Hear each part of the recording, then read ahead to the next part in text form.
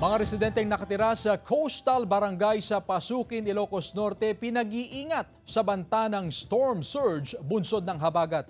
Makibalita tayo live kay Jasmine Gabriel Galban. Jasmine? Chris, maghapon ng tuloy-tuloy ang buhos ng ulan sa malaking bahagi sa probinsya ng Ilocos Sur at sa ngayon nga ay mataas at malakas ang alon sa mga baybayin.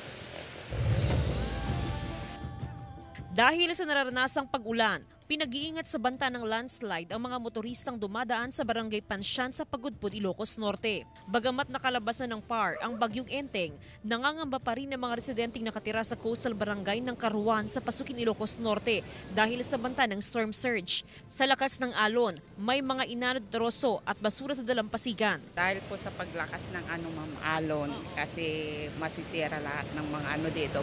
Lalo na nung hindi pa nagawa ito kasi.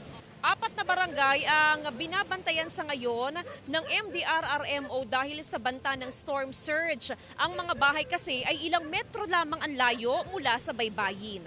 Bukod sa Karuan, binabantayan din ng MDRRMO ang mga barangay ng Estancia, Davila at Dilavu. Mahigit isang linggo nang hindi nakakapalaot ang nasa 800 na mangingisda sa bayan dahil sa masamang panahon. Pinadapa naman ng bagyong ilang tanim na palay sa Badok, Ilocos Norte. Sa Ilocos Sur, nakaalerto pa rin ang PDRRMO sa mga bayan ng Suyo at Cervantes dahil sa banta ng landslide. Pinagbabawalan pa rin ng mga mangingisdang pumalaot dahil sa gill warning. Pinag-iingat din ng mga residente sa mga coastal barangay sa banta ng Daluyong. Chris, sa gale warning advisory nilabas ng Pag-asa ay nasa 5 meters yung taas ng alon sa mga baybayin. Kaya naman, mahigpit na nakabantay ang Philippine Coast Guard, ganun din ang PDRRMO sa mga mangingisda at maging sa mga residenteng nakatira sa coastal barangay. Chris?